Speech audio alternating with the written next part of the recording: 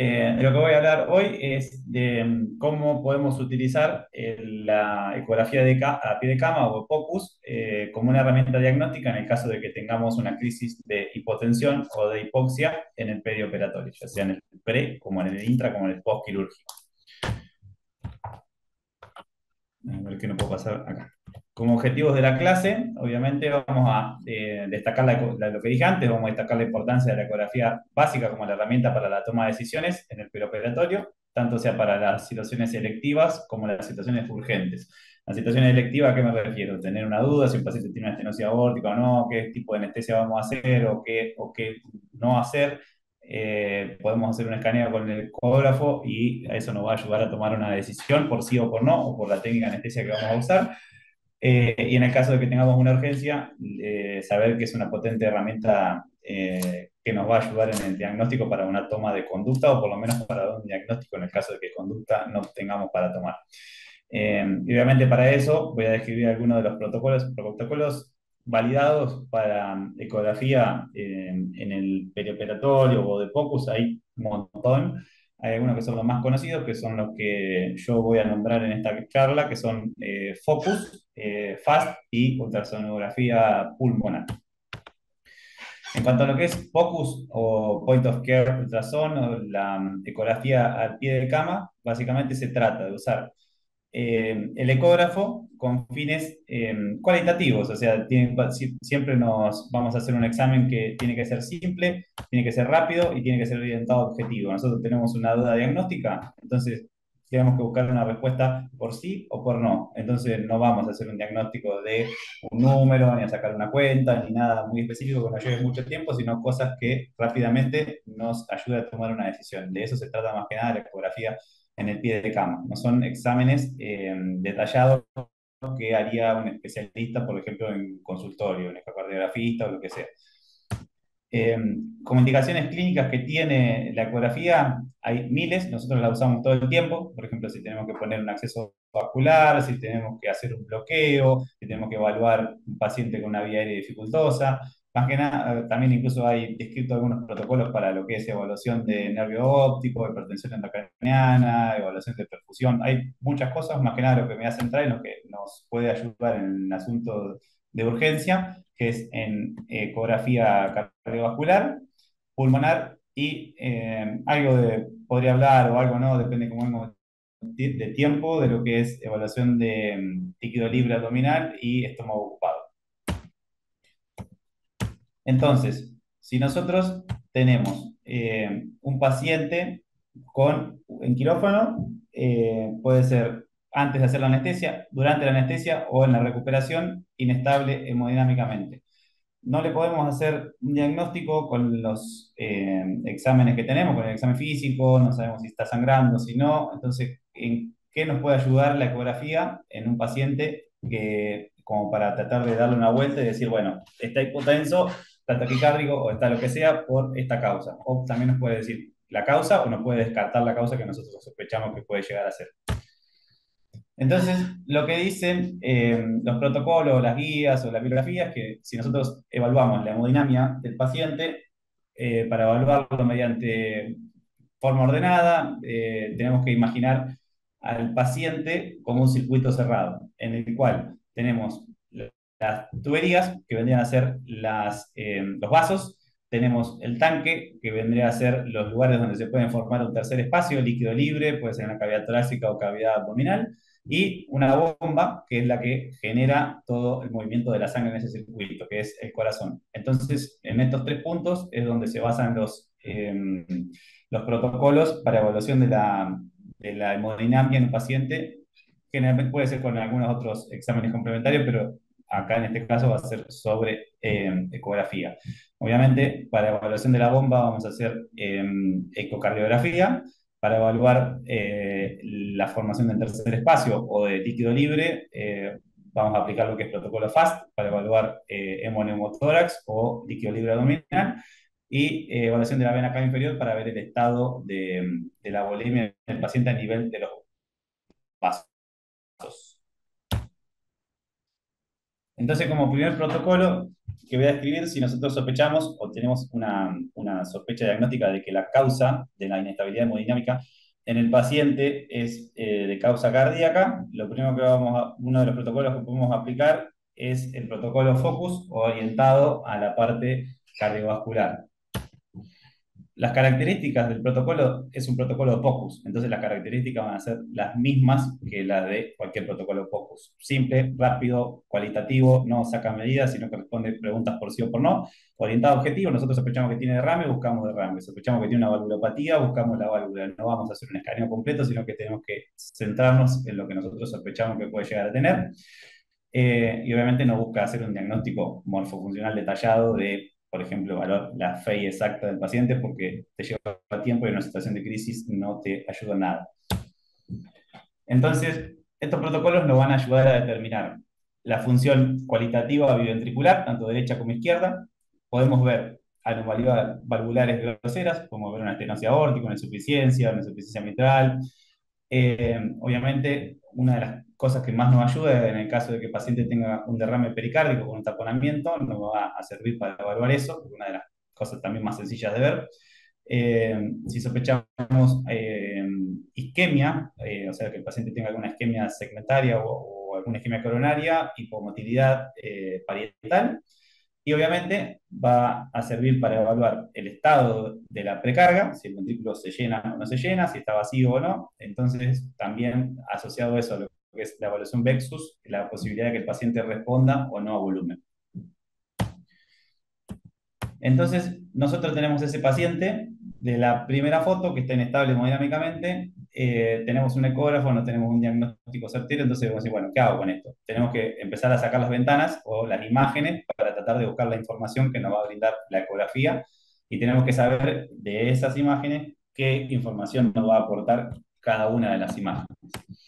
Entonces, el protocolo este lo que hace es utilizar tres ventanas. Una ventana paraesternal, una ventana apical y una ventana subsifoidea. Y con estas tres ventanas genera 4 vistas del corazón más una vista de vena cava inferior. O sea, genera 5 vistas con 3 ventanas que acá están descritas. Y obviamente la sonda que vamos a usar, como tenemos que ver a través de los espacios intercostales, que son espacios chicos, y como tenemos que ver en profundidad, va a ser una sonda lineal, sectorial y de alta frecuencia. En el caso de que no contemos con esta sonda, obviamente va a ser mucho más difícil utilizar cualquier otro tipo de sonda porque tenemos que ver entre 1 o 2 centímetros que nos deja entre cotilla y cotilla, lo cual no es fácil. Y obviamente con la sonda convexa lo único que podríamos llegar a tratar de buscar es la ventana subsifoidea porque no tenemos la sombra de las costillas que nos dificulte la visión. Entonces, en realidad, acá si ven en la imagen donde está el tórax de este paciente, pone como número 1 la ventana subsifoidea.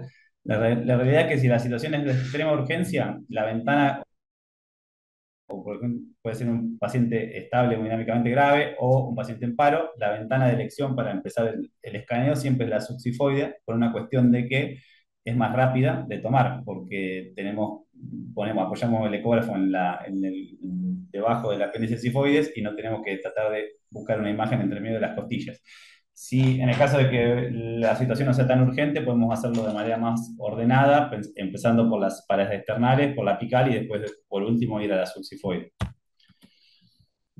Si nosotros colocamos la sonda en el segundo o tercer espacio intercostal para esternal izquierdo, bien pegado al esternón, y con el notch de la sonda apuntando hacia el hombro derecho, esa es la única, para que tengan a modo de recordatorio, es la única ventana que lleva el notch de la sonda ubicada hacia ese lado. El resto van todas con el notch hacia la izquierda del paciente.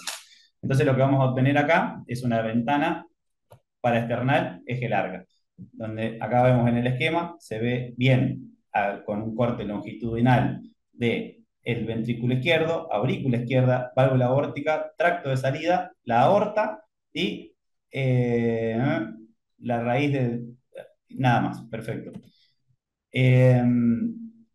Esto nos sirve, mirá, si ven acá como un corte transversal, como si fuese un eje, es un eje largo, nos sirve para evaluar el tamaño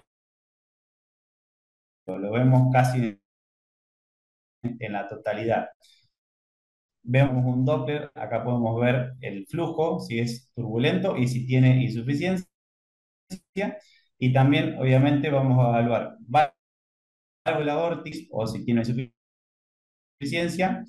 Y en el caso de que aurícula izquierda y la aorta.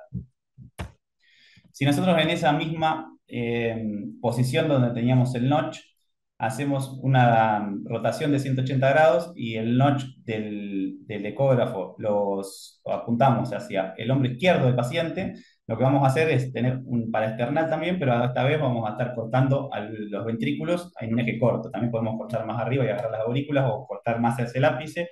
Lo ideal, a grandes rasgos, que no siempre se puede lograr, es lograr esta ventana, donde vamos a ver el ventrículo izquierdo y el ventrículo derecho como si fuese una C o una media luna que lo envuelve. Entonces, esto nos sirve para comparar el tamaño y la función de ambos ventrículos.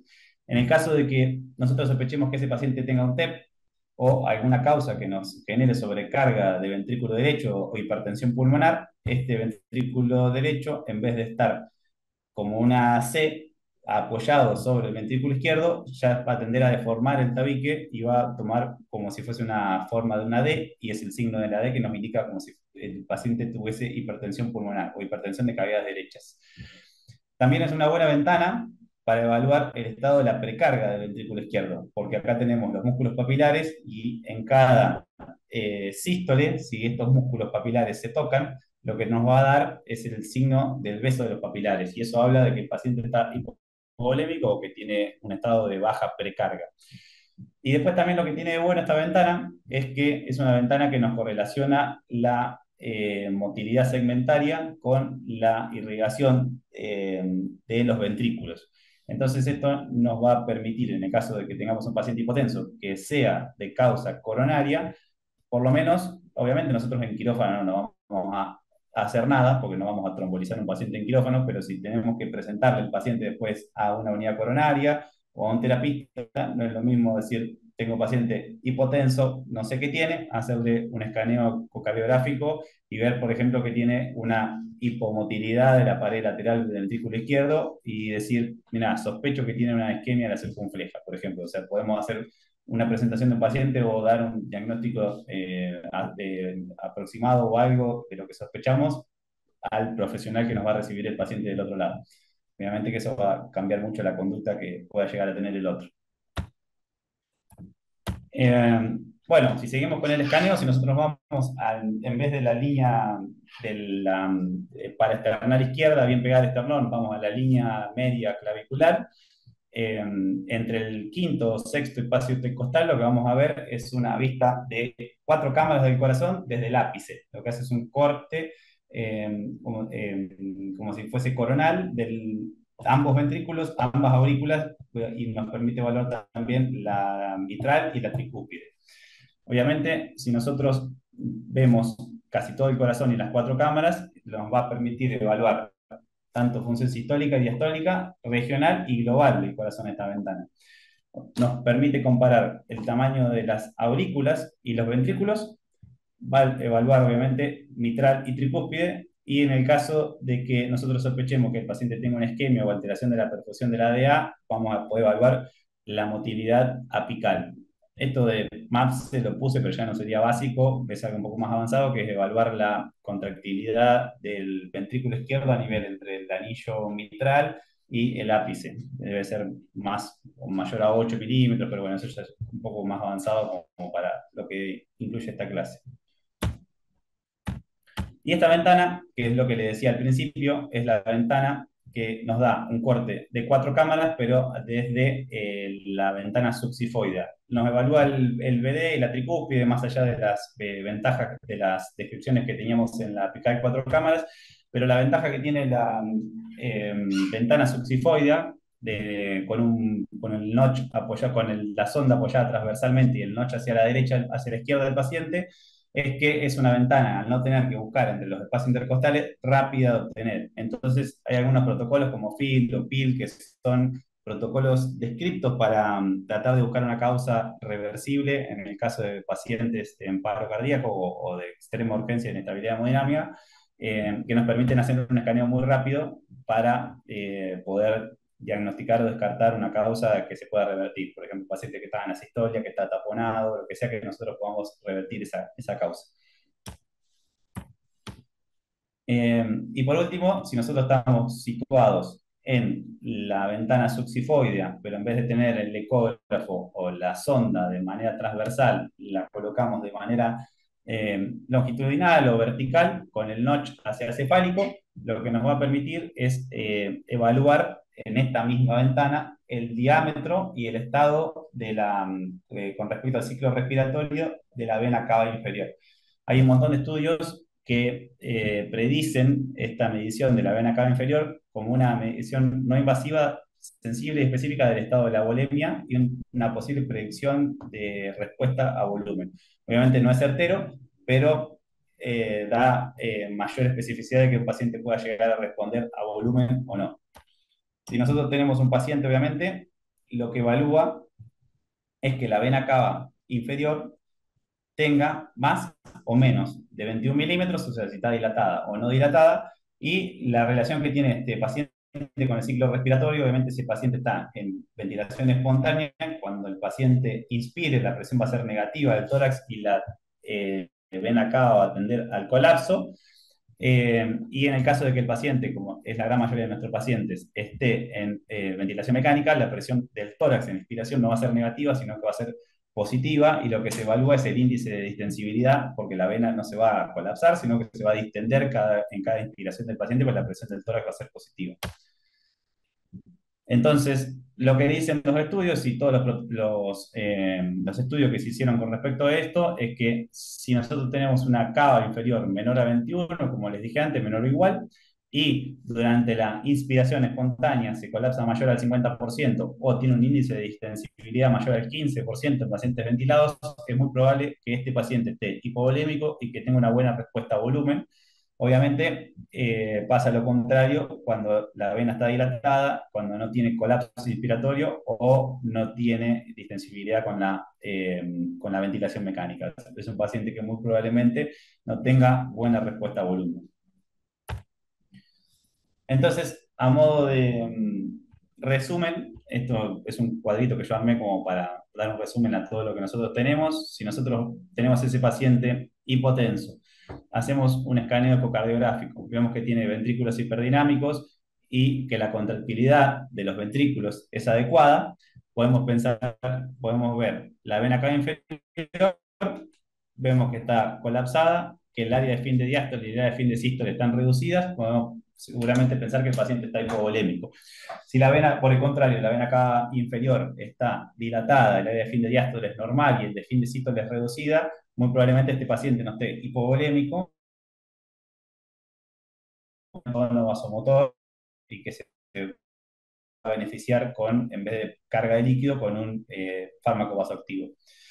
Si nosotros, en cambio, vemos ese corazón, o sea, el área de fin de diástole está conservada, las cavidades están dilatadas, el área de fin de sístole está reducida y el volumen, la vena cava inferior es mayor a 2,1, muy probablemente la causa de la hipotensión de ese paciente sea una alteración de la contractilidad cardíaca. Entonces, ese paciente se va a beneficiar con un fármaco o cualquier otra medida que le genere aumento de la contractilidad. Y por último, vamos a tener las causas obstructivas, que puede ser derrame, cavidades colapsadas y una vena cava inferior, obviamente. Si el paciente está taponado, va a estar dilatada. Pensar que el paciente está taponado y hay que hacer una descompresión del pericardio. Y en el caso de que el paciente tenga lo mismo, una cava inferior dilatada, fin de sístole y fin de diástole reducidas, puede ser por causas hipertensivas a nivel torácico, neumotórax hipertensivo, o en el caso de que tenga un ventrículo derecho dilatado o signo de la D, podemos pensar hipertensión pulmonar de causa vascular, o sea que el paciente tenga un TEP. Si nosotros, esto ya es lo que está mirando lo que es la evaluación a nivel cardíaca, si nosotros ese paciente que hicimos el escaneo y vemos que el paciente está hipovolémico y el paciente tiene una herida que nosotros estamos viendo, bueno, no nos va a quedar alguna duda. O sea, el problema de la hipovolemia está donde lo vemos que está. Tenemos que decirle al cirujano que lo solucione. Pero en el caso de que nosotros tenemos un paciente hipovolémico y nosotros no vemos un sangrado activo, uno de los protocolos que nos va a servir para intentar buscar el sitio donde el paciente puede estar sangrando es el protocolo FAST. Este protocolo en realidad es un protocolo que está diseñado para los cirujanos, más que nada para lo que es trauma, y el objetivo es determinar la presencia de líquido libre en cavidades, pericardio, tórax, peritoneo o neumotórax. Nosotros la parte cardíaca ya no la voy a describir porque ya le hicimos un escaneo ecocardiográfico al paciente. La parte torácica tampoco la voy a describir porque la voy a describir a la parte final, que es donde hablo de ecografía de pulmón. Y en el caso de lo que es intraperitoneal es algo muy sencillo, que teóricamente según la bibliografía debe hacerse en menos de 5 minutos, que lo que hace el protocolo FAST es evaluar la presencia de líquido libre en 3 ventanas básicas a nivel abdominal. Esplenorenal, hepatorrenal y fondo de saco de Douglas. Se realiza el escaneo con una sonda convexa y lo que se busca es una imagen hipo o anecoica de líquido libre a nivel peritoneal. O sea, si las 3 ventanas estas dieron negativo, el pericardio dio negativo y el tórax dio negativo, se considera un protocolo negativo. Bueno, acá te lo que le decía, debe completarse en 5 minutos, es muy sensible y es muy específico, o sea que tampoco es tan difícil de hacer y podríamos implementarlo en el caso de que nosotros sospechemos que nuestro paciente está sangrando y no lo vemos. Bueno, hasta acá es lo de la parte hemodinámica. Y por último, lo que voy a desarrollar un poco ahora es lo que es la ecografía, más que nada de pulmón, enfocado en el caso de que nuestra crisis, en cambio de ser una crisis de hipotensión, sea una crisis de hipoxia o de saturación. Nosotros tenemos un paciente en el intraquirúrgico saturando 84 con ese monitor, entonces, sí, bueno, ¿qué le pasa a este tipo? Le pusimos una vía central, le hicimos un hemotórax, lo hizo espontáneo, tiene derrame, tiene una neumonía. Entonces, algo que nosotros tenemos muy fácil para hacer, gratis, y al paciente no le genera ningún daño. Podemos hacer un escaneo a nivel pulmonar con el ecógrafo y tratar de buscarle la causa para las crisis de saturación. Obviamente, el gol estándar de la evaluación pulmonar es la tomografía, pero esto requiere que el paciente se mueva al tomógrafo, que vuelva, el paciente inestable, no se puede hacer en el intraquirúrgico. O sea que si lo tenemos a la sonda y el ecógrafo, lo podemos escanear y tratar de darle un diagnóstico nosotros. ¿Qué utilidad tiene la ecografía a nivel pulmonar? Obviamente, nos permite más que nada descartar neumotórax, confirmarlo es difícil, pero nos permite descartarlo. Obviamente nos va a permitir evaluar la presencia de derrame, patología intersticial y también patología a nivel de los alveolos. También si nosotros tenemos un paciente que le metimos el tubo y hacemos una selectiva, como un pulmón que ventila o no, también está descrito algunos protocolos para evaluar intubación esofágica, eso creo que para nosotros no es relevante. Y más que nada para los médicos que hacen terapia o alguna unidad de cuidados críticos, también sirve para evaluar la función diafragmática en el caso de pacientes que están en Wheeling o de estete del ventilador. Tampoco es relevante para nuestra práctica diaria. Pero bueno, sepan que está y que se puede hacer. Si nosotros tenemos que escanear a un paciente, lo primero que tenemos que saber es que vamos a usar 2 tipos de sonda. Podemos usar una sonda convexa de alta frecuencia o la misma sonda sectorial de alta frecuencia que usábamos para el escaneo cardíaco. La idea es que sea de alta frecuencia porque nosotros necesitamos mucha profundidad. Y lo que dicen las guías es que el tórax se divide en 6 cuadrantes, 3 superiores y 3 inferiores, y el escaneo tiene que ser comparativo, el 1 con el 1, el 2 con el 2, entonces nosotros vamos a ir comparando entre un lado y el otro. Obviamente el cuadrante 5 y 6 para nosotros son anecdóticos porque generalmente el paciente está en decúbito dorsal y nosotros no podemos escanear esto, a menos que podamos pronarlo o ponerlo de lateral, si no vamos a escanear solamente el 1, el 3 y quizá un poco más posterior, pero no más que eso. Y en el caso de que nosotros sospechemos, dependiendo de lo que nosotros sospechemos, vamos a ir a buscar en lo posterior o en lo anterior. Si nosotros buscamos líquido, obviamente el líquido va hacia abajo, vamos a ir a buscarlo primero en los cuadrantes posteriores. Si nosotros sospechamos que el paciente tiene un hemotórax, vamos a empezar nuestro escaneo por los cuadrantes número 1 y 2, que son los más anteriores y donde muy probablemente encontremos el aire si es que lo hay.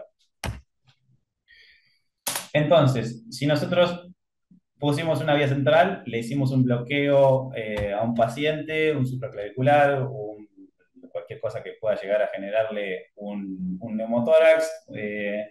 Y el paciente empieza a saturar 84, como nos pasó ese antes. Decimos, bueno, ¿qué hace? ¿Le habré pinchado la pleura o tendrá una parálisis diafragmática, una parálisis del frénico, entonces por eso satura 84? Hay algunas maneras de darnos cuenta. Son generalmente el diagnóstico de ecográfico de neumotórax no es fácil porque lo que busca la ecografía son signos indirectos de que ese pulmón está normalmente aireado. No hay casi signos directos de que el pulmón está ahí abajo, porque el pulmón, al tener la misma densidad aire que el aire, es difícil darse cuenta si lo que está ahí abajo es pulmón normalmente aireado o si es aire entre pleura y pleura.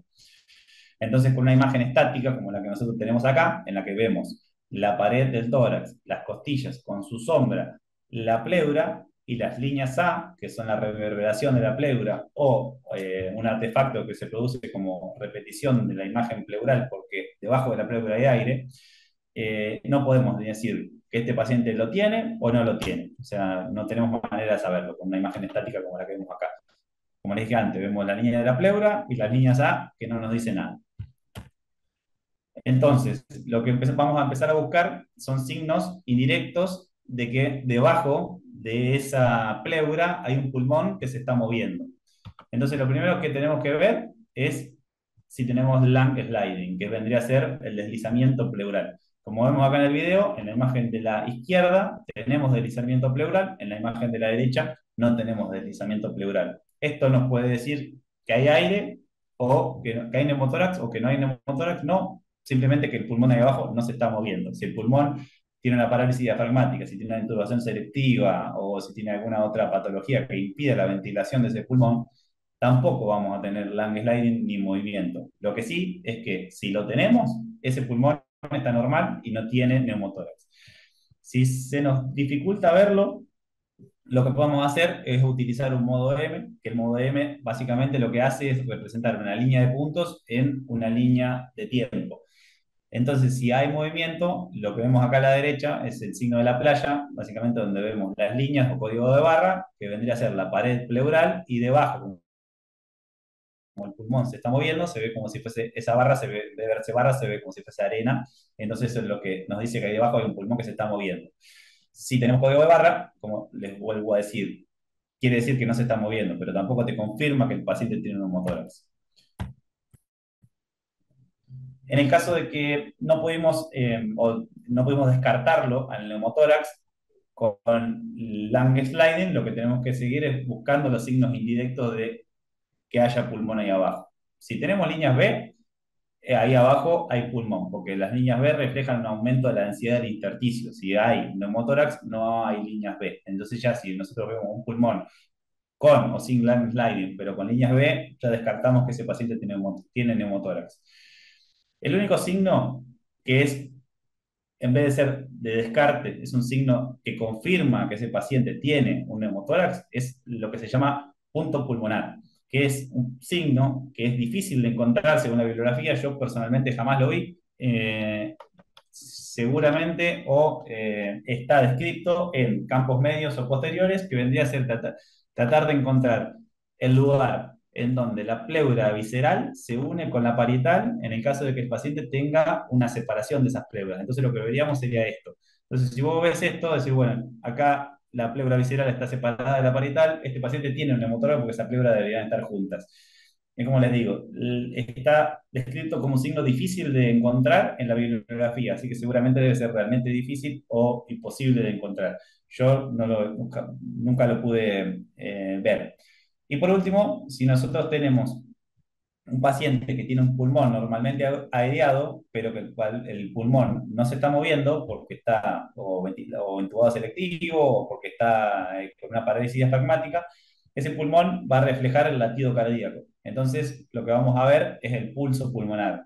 Vemos en un modo M que no hay signo de la playa, pero con cada latido vemos que se transmite la línea como si fuese un artefacto a través de ese pulmón que no se está ventilando. Eso nos dice que ahí abajo hay un pulmón que está normalmente aireado, pero que no se está moviendo, pero que no tiene neumotórax. Entonces, esto es para que lo tengan nada más, cómo sería un algoritmo diagnóstico. Son, como les dije antes, son todos signos negativos, salvo la presencia de punto de pulmonar. El resto son todos signos de descarte. Si tiene esto, listo, no lo tiene. Tiene esto, sí, no lo tiene. Todos signos que dicen que no. Si nosotros terminamos este algoritmo con todos los signos negativos, es muy poco probable que el paciente tenga neumotórax. Obviamente no nos va a dar indicación de poner un tubo de drenamiento pleural. En el caso de que encontremos alguno, podemos decirle al cirujano, che, sospecho que lo tiene indicación de una punción o poner un tubo de tórax como causa de nuestra desaturación. Eso nos puede dar o un diagnóstico confirmatorio o dejarnos tranquilos en el caso de que nosotros, como les digo, hicimos una punción vascular o hicimos un bloqueo ecoguiado y tenemos dudas si hicimos una lesión pleural o no. En el caso de que nosotros busquemos, en vez de aire, líquido o un derrame pleural de cualquier etiología, obviamente lo que vamos a buscar es una imagen. El líquido sí va a dar imagen real y no va a dar una imagen de artefacto como el pulmón aireado o neumotórax. Entonces lo que vamos a buscar es en la zona más declive del paciente, si el paciente está obviamente de cúbito dorsal, en los campos 3, 4 posterior o 5, 6, dependiendo del lado que lo escaneemos o escaneando comparativo, una imagen hipo o anecoica. Acá lo que vemos es el derrame pleural en el seno costodiafragmático y la cúpula diafragmática. Si nosotros podemos ver esta imagen como la que vemos acá, y tiene los bordes mal definidos, si no estamos seguros si ese líquido está entre pleura y pleura y le ponemos un tubo de drenamiento pleural, o si esa imagen de hipoecoica o anecoica es intraparénquima. Entonces ese paciente no debería tener un tubo de drenaje porque puede ser una consolidación, puede ser una neumonía o una contusión pulmonar que con el tubo de drenaje no le va a hacer bien, sino que va a hacer todo lo peor. Le vamos a terminar viendo la pleura a un paciente que tiene una contusión pulmonar, por ejemplo, que no debería haber drenado nada. Entonces tenemos algunos signos que nos confirman de que ese líquido es pleural y no es intraparenquimatoso. El primero que vemos acá a la izquierda es el signo de la medusa, que lo que muestra es el derrame hipo o anecoico en el seno costodiafragmático, y lo que vendría a ser la medusa es el movimiento del pulmón que está debajo atelectasiado con cada ventilación. O sea, vamos a ver que esta A que está acá se empieza a mover como si fuese una medusa para el dentro del derrame. Si nosotros tenemos un derrame que está entre pleura y pleura, los límites van a ser bien definidos. Vamos a tener un límite pleural parietal, un límite pleural visceral y los límites de la sombra acústica, que es lo que se ve acá en el medio, que eso es lo que se conoce como el signo del cuadrilátero. Y por último, si hace cuadrilátero le ponemos un modo M, lo que vamos a ver es el sinusoide, que lo que se ve acá es el líquido hipobanecoico, y con cada uno de los ciclos respiratorios, el pulmón que se acerca y colapsa un poco ese líquido, pero se mueve. Si este líquido fuese intraparénquima, no tendríamos ninguno de estos tres signos que confirman que el derrame es pleural. Y por último, lo que son patrón B y patrón C, en un paciente que está desaturando y le hacemos un scan ecográfico, lo que en realidad son, como les dije antes, las líneas B son un indicativo de que el intersticio pulmonar tiene un aumento de la densidad. Estos ya empiezan a ser un poco más inespecíficos, o sea, porque vos podés tener más de 3 líneas B por campo, lo que se considera ya patológico, pero ¿cuál es la causa? La causa, como es los imagenólogos en este caso, sería correlacionar con la clínica, porque no podés darte cuenta con ecografía si esas líneas B son por atelectasia, que en las bases son normales, si es por un edema del pulmón, un distrés respiratorio, una neumonitis o un principio o de una contusión o sangre alveolar. O sea, da indicios de que hay aumento de la densidad de intersticio, pero la causa la tenemos que buscar correlacionándolo con la clínica del paciente. si pensando que se pudo haber extasiado por una mala ventilación, si pensando que el paciente tiene una insuficiencia cardíaca, que haya hecho un edema del pulmón, que tenga una neumonía y esté estresado o lo que sea. Eso tenemos que evaluar las imágenes con la clínica. Y obviamente la ubicación de las líneas B. Si las líneas B están solo en las bases, muy probablemente tenga un patrón B en las bases, sea por atelectasias. Si el patrón B está generalizado en un paciente, como les dije antes, que tenga un antecedente de falla, muy probablemente ese paciente esté haciendo un edema agudo pulmón o esté con un síndrome de distrés respiratorio.